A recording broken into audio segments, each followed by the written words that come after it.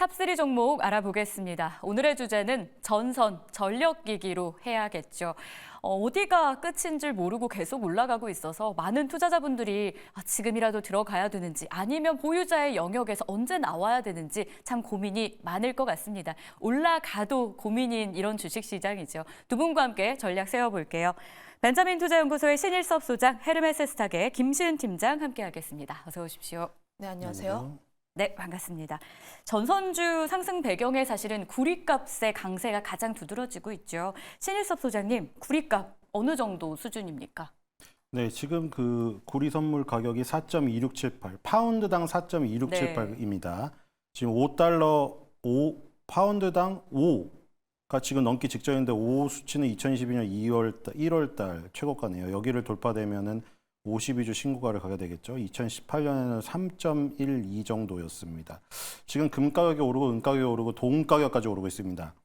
금은 동메달, 어떤 거를 따더라도 올림픽이든 월드컵이든 굉장히 기분이 좋잖아요. 그쵸. 지금 연금도 받으시는데 금은 동메달 많이 따신 뭐 이상화 선수나 이런 분들은 굉장히 웃고 계실 거예요. 근데 금은 동 중에서도 금은 동이 전부 기금속으로 쓰이는데 특히나 금은은 기금속으로 많이 쓰이는 부분이 크고 동은 산업용으로 더 많이 쓰이기 때문에 닥터 쿠퍼라고 불리우죠. 박사님처럼 경기 회복 신호를 알려준다고 해서.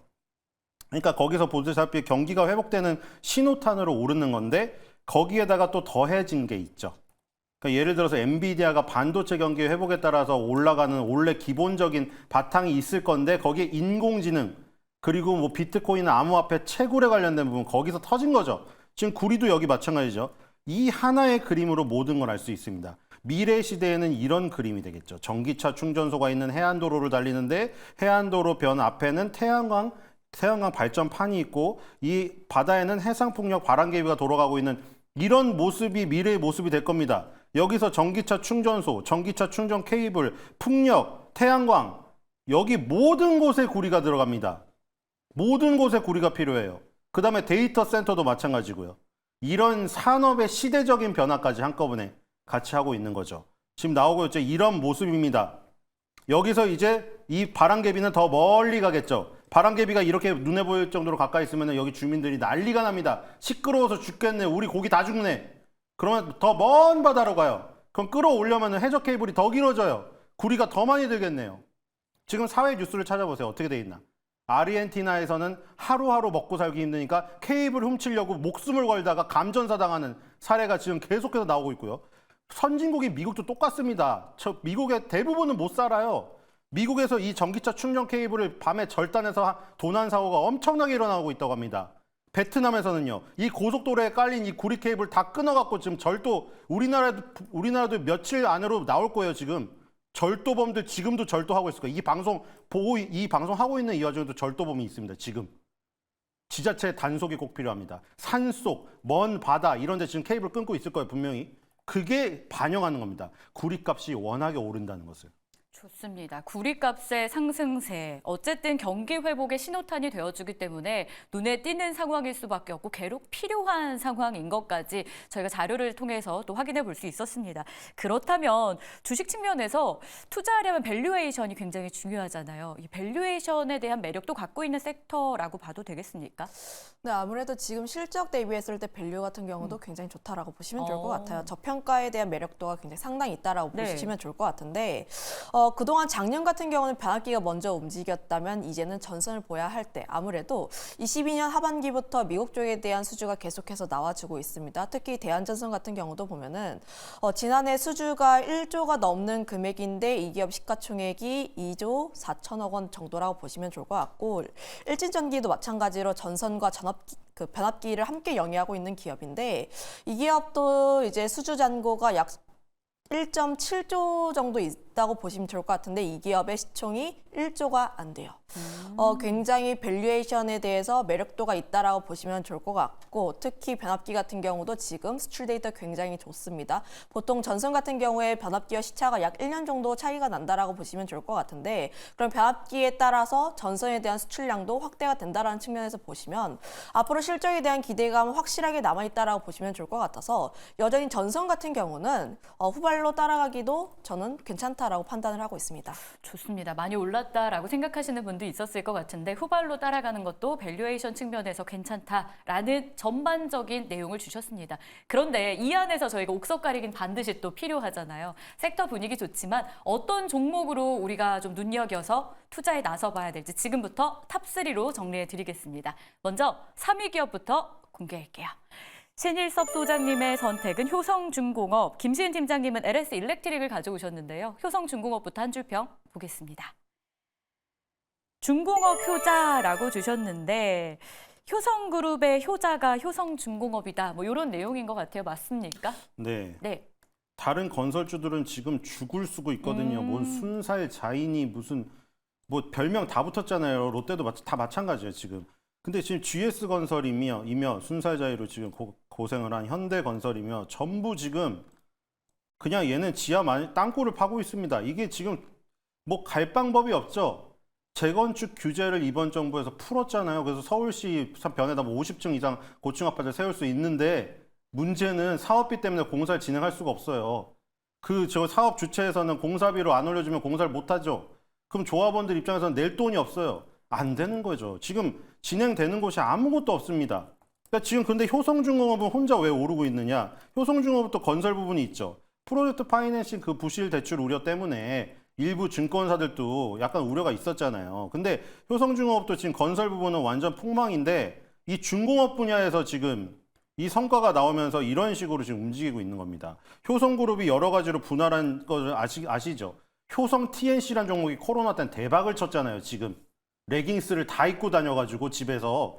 근데 이제 밖에 나가서 솔직히 레깅스를 아무리 트렌드가 있다고 해도 레깅스 입는 거 막 눈꼴 싫어하는 분들 많거든요. 그렇기 때문에 안 입었죠. 그래서 효성 TNC는 이렇게 됐는데 이제 엔데믹 때는 효성 중공업이 이렇게 가고 있어요, 지금 또.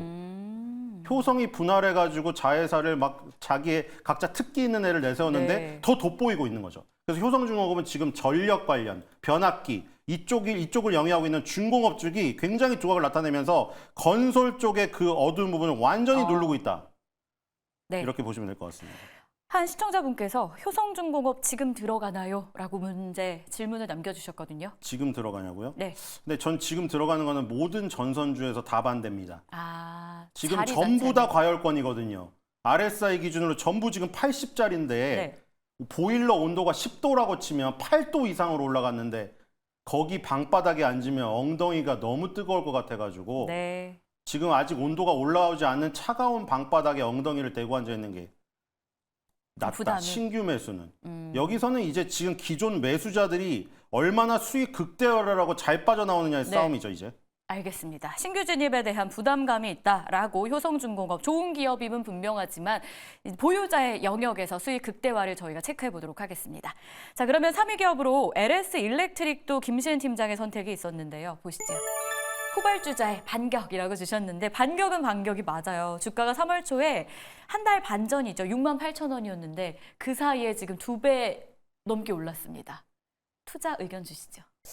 일단 이 기업도 보면 작년에 변압기 3대장이라고 해서 HD 현대일렉트릭 그리고 앞서 이야기를 해주셨던 효성중공업 그리고 LS 일렉트릭 이렇게 세 개가 변압기 3대장이 굉장히 함께 잘 올라갔었는데 지난해 하반기 2차 전지 섹터 굉장히 강하게 올라갔을 때 LS 그룹주도 우리도 수혜주다라고 하면서 LS 일렉트릭이 함께 편승하면서 2차 전지 섹터에 함께 동참했다가 윗골이 좀 달고 그동안 하반기 동안에 지지부진했었는데 하지만 이런 2차 전지에 대한 노이즈를 다시 한번 잊어버리고 이제는 배합기 sek터 전반적으로 다시 한번 자리매김하는 모습들을 보여주고 있어요. 오늘 좀 긍정적이라고 보여주었던 점이 전고점이라고 할 수 있는 13만 7,500원 라인대를 그래도 뚫었다라는 점에 대해서 굉장히 긍정적으로 보여지고 있습니다. 아무래도 2차 전지 섹터에 대한 노이즈를 씻어냈다 보니까 앞으로 배합기 쪽에 대한 기대감이 상당히 높게 나와 있다라고 보시면 좋을 것 같고 효성중공업이라든지 뭐 재룡전기, HD 현대일렉트릭 이런 종목군들은 이미 전고점을 3월 안에 다 뚫었어요. 이 종목은 이제야 뚫어냈기 때문에 전 추가 상승에 대한 기대감이 상당히 남아있다라고 보고 있습니다만, 다만 오늘 같은 경우 윗꼬리가 살짝 달려있죠. 장 후반으로 갔을 때 좀 윗꼬리가 살짝 나와주고 있는데, 그동안 이 종목을 이끌었던 외국인이라든지 기관 쪽 혹은 연기금 쪽에서의 매도세가 약간은 나와주고 있기 때문에 지금은 이격을 좀 줄이기 위해서 약간의 가격 조정 혹은 기간 조정이 나올 가능성이 있다라고 보여지고 있고, 좀 신규로 접근하고 싶으신 분들 같은 경우는 이 조정을 한번 이용을 해볼 필요가 있지 않을까라는 의견 들어보도록 하겠습니다. 알겠습니다. 이렇게 해서 3위 기업으로 효성중공업과 LS 일렉트릭을 확인해 봤고요. 자, 그러면 2위 기업으로 한 번 더 압축해서 들어가 보겠습니다. 두 분의 선택이 동일했는데요. LS 보도록 할게요. 신희석 소장님의 한 줄 평은요. 해저 케이블 불티나게 팔린다라고 남겨주셨습니다. 얼마나 잘 팔리는 상황인가요? 지금 일단은 동해바다 앞에 있는 공장에서 100%를 돌려도 지금 모자르다고 합니다. 아까 말한 대로 이제 점점 더 먼 바다로 가야 돼요. 네. 두 가지 이유가 있죠. 아까 말한 이유는 뭐죠? 주민들이 항의하니까, 고기가 다 죽는다고 항의라니 거기서 협의를 안 하면 사업을 저기를 못 합니다. 추진을. 어민협의회랑 모여가지고 맨날 추진을 하잖아요. 우리 그 반딧불이 뭐 해가지고 저기 오스테드니 이런 회사도 다 들어와 있어요. 우리나라 동해바다 쪽이 그 바람이 좋아요. 근데 문제는 이제 저기죠. 더 길어지는 부분에다가 아까 그거죠. 태양광이든 풍력이든 그게 문제잖아요. 24시간 해가 안 비치는 거. 24시간 바람이 안 부는 거. 산 속에 하면 24시간 바람이 안 불잖아요. 근데 바다에 하면 항상 해풍이 불기 때문에 해상 풍력이 많아지고 또 멀리 가야 돼요. 부유식으로 하든 고정식으로 하든 어쨌든 바다로 가야 된단 말이에요. 육지에서. 그럼 이제 해저 케이블이 길어지는데, 해저 케이블이라는 거는 유일하게 LS 그룹입니다. 그러니까 지금 그 LS 일렉트릭 그리고 LS 지금 이름 바뀌었죠. 에코에너지, 얘네가 이제 동남아시아에서 하고 있고, 그러니까 해저 케이블이 점점 더 쌓인다. 그런데 LS를 한 거는 후발주자인 이유가 있고, 또 요거는 약간 물론 지금 밸류업이 조금 죽었어요. 왜냐면 여당이 참패를 하는 바람에 이게 이 정책을 이끌고 갈 수가 해서 조금 죽었는데, 예를 들어 오늘 두산 같은 업체가 9% 급등하고 있거든요. 네. 두산, GS, 이 지금 LS 이런 것도 있잖아요. 원래 후발로 움직이잖아요. 왜냐면 모회사니까 팔다리들이 움직여야 이제 저기 나중에 수혜를 보니까. 근데 이 지금 두산도 급등하는 거를 보면은 지금 약간 지주회사 쪽으로의 모멘텀도 있다. 그래서 LS가 그런 쪽으로 해서 지주회사 모멘텀, 밸류어 모멘텀이 약간 다시 죽었는데 살아나는 그런 부분을 바라보고 여러 가지 중첩된 투자 포인트로 가시면 될 것 같습니다. 좋습니다. 먼저 신희석 소장님한테 LS 들어봤는데요. 두 분이 선택한 기업이 같습니다. 김시은 팀장님은 어떤 의견이신지도 간략히 들어봐야겠죠. 전선 수직 계열화라고 주셨고요. 그룹사의 수직 계열화 자체를 좀 주목하고 계셨어요. LS가 국내 전선 업체 가운데 해외 비중이 가장 높다고요? 네, 아무래도 지금 현재 제가 전선주를 굉장히 관심 있게 보고 있는데, 그중에서 좀 천천히 움직일 수 있지만 대장주로 꼽을 수 있는 게 LS입니다. 특히 전선 산업이 활성화가 되면 될수록 앞으로 규모는 더 커질 건데, 관련했을 때 가장 크게 수혜를 볼 수밖에 없는 쪽이 턴키를 함께 진행하는 기업. 네. LS가 전선도 그렇고 구리 수급이라든지 재련, 전선 제조, 전력기기, 시공 전부 다 영위하고 있기 때문에 수직 계열화의 강점이 있다라고 보시면 좋을 것 같고, 관련했을 때 수직 계열화가 워낙 잘 돼 있다 보니까 규모가 큰 쪽에서의 좀 수주를 잘 따냅니다. 그런 점에서 보게 되면 전선 기업, 전선 산업 같은 경우는 이제 앞으로 더 성장할 수밖에 없는 산업인데, 그중에서 LS 같은 경우는 실적에 대한 기대감이 상당히 높게 올라와 있다는 점을 보게 되면 LS라는 기업은 현재도 매수 구간 가능하다라고 판단을 하고 있어요. 매수 구간 가능하다. 현재도 결국에는 천천히 움직일 수 있지만 대장주 역할을 해줄 수 있다라는 포인트 저희가 기억해 봐야 될 것 같아요. 2위 기업으로 두 분의 선택 동일하게 LS였습니다. 자, 이제 대망의 1위만을 남겨두고 있는데요. 어떤 기업을 선택하셨을지 공개하겠습니다. 신일석 소장님은 풍산, 그리고 김시은 팀장님은 HD 현대 일렉트릭을 가져오셨는데요. 풍산부터 한번 볼까요? 한 줄 평 내용이요. 2주 전에도 저희가 전선주 한번 점검한 적이 있잖아요. 이 닥터 쿠퍼 박사님, 잠에서 벌떡이라고 주셨는데, 아무래도 구리값 앞서서도 설명 주셨지만 다시 한번 연계해서 종목 이야기까지 들어봐야 될 것 같아요. 네, 다른 것들은 구리를 이용해가지고 전선을 만들고 변압기를 만들고 뭐 배전반을 만들고 이런 업체들이고, 풍산은 직접적으로 구리를 파는 업체죠. 지금 얘는 이 두 개가 걸렸어요. 두 개가. 방산이 걸려 있었는데 지금 한화에어로스페이스 미쳤죠, 지금. 방산이 걸려 있었는데 지금 여기 닥터쿠퍼까지 더해져서 두 개가 더해졌어요. 가장 센 이슈 두 개가 붙어버렸죠, 지금. 그 포탄 모자르다는 얘기 들어보셨어요? 그래서 북한이 러시아에 뭐 재래식 포탄 그거 1.5, 155mm인가요? 그 포탄이 부족해서 지금 10년 동안 생산해도 부족하답니다. 지금. 풍산이 그쪽으로 걸려 있고 거기다가 이제 이 닥터쿠퍼까지 걸린 거죠. 아까 말했듯이 그 전기차 케이블 조심하라고 합니다, 지금. 미국 LA에서 샌프란시스코 같은 대도시에서조차 전기차 충전소에 그 케이블 있죠. 그 안에 구리가 엄청 많이 들어있답니다. 그거 다 절단해 간대요, 지금. 왜 절단해 갈까요? 구리 가격이 폭등하니까 팔면 이익이 엄청 남으니까요. 그러니까 풍산처럼 구리를 정제해서 파는 업체는 이 지금 전선이 수요가 엄청 폭증하니까 그 전선 업체들한테 그대로 시가를 적용해가지고 판가에 적용시켜서 팔 수 있겠죠. 그러니까 이익이 엄청나게 늘어나게 됩니다. 방사는 굉장히 안정적인 캐시카우고 이 지금 슈팅 스타로 얘가 들어와 버린 거죠. 그러니까 지금 역사적 신고가를 무려 2010년과 2017년에 거대한 고점 두 개를 날려버리고 있거든요. 지금 여기를 지금 너무나 중요하죠. 2010년 고점이면 무려 15년 전입니다. 15년 전의 매물하고 7년 전의 매물을 단 한 번의 장대 양봉으로 부셔버리고 있다. 이슈 두 개가 얼마나 강한지 알 수가 있는 것이고 대신에 타이밍은 언제냐?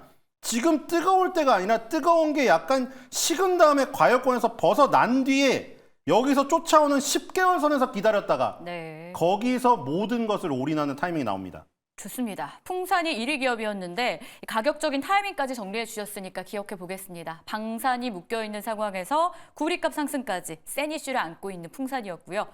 자, 김시은 팀장님의 1위 기업 HD 현대일렉트릭도 한 줄 평 보시죠. 대장주의 위험이라고 남겨주셨는데 이 기업은 5년치 주문이 꽉 찼을 정도로 수주응풍이 강하다고 들었어요. 안정적인 투자처로서의 역할도 가능할까요? 일단 HD 현대일렉트릭 좀 눌리면 사야지 했는데 못 사신 분들 굉장히 많다라고 보고 있습니다. 그런데 이제 변압기 섹터 이제 뭐 다른 종목군들 순환매가 돌면서 움직이고 있긴 하나 HD 현대일렉트릭이 지금 살짝 윗골이 달면서 약간의 조정이 나와주고 있어요. 오늘도 보면은 그동안 매수를 많이 했던 외국인 주체에서 매도세가 살짝 나와주고 있긴 하나 저는 이 종목군 5일선, 11선을 지켜주고 추세를 이탈하지 않는다면 추가적으로 상승이 가능한 구간이다라고 판단을 하고 있어서 지금 없으신 분들 같은 경우는 HD 현대일렉트릭 같은 경우 조정이 나왔을 때 조금 더 관심 있게 봐야 하는 구간이 아닐까라고 보고 있습니다. 변압기 섹터를 보게 되면은 좀 대장주가 흔들리면 다른 종목군들도 차트 모양이 다 비슷해집니다. 그런 측면에서 보게 되었을 때 대장주가 약간 흔들렸을 때 오히려 조금 더 관심 있게 봐야 하는 쪽은 HD 현대일렉트릭이라고 보시면 좋을 것 같고 그 이유가 아무래도 HD 현대일렉트릭 같은 경우가 100% 전력기기 사업을 영위를 하고 있고 그중에서도 초고압이라든지 대형 쪽에 대해서 굉장히 잘 진행을 하고 있다는 점입니다. 거기다 미국 쪽에 대한 매출 비중이 굉장히 높게 나와주고 있어서 앞으로 현재 지금 데이터 센터라든지 변압기에 대한 수요 계속 나오고 있는 쪽이 미국 쪽에 대한 사이클이다 보니까 이런 점들을 보게 되었을 때 여전히 대장주는 HD 현대일렉트릭이라는 점을 보게 되었을 때 이 점을 보게 되면은 여전히 저는 매력적이라고 보고 있습니다. 거기다가 좋습니다. 추가적으로 얘기를 하자면 지수 편입에 대한 이슈도 있다 보니까 이런 점들까지 한번 감안을 해볼 필요가 있지 않을까라는 의견도 드려보도록 할게요. 알겠습니다. HD 현대일렉트릭까지 전선, 전력기기 탑3 알아봤는데요. 여러분도 참고해 보시길 바라겠습니다. 두 분과 여기서 인사 나눌게요. 고맙습니다.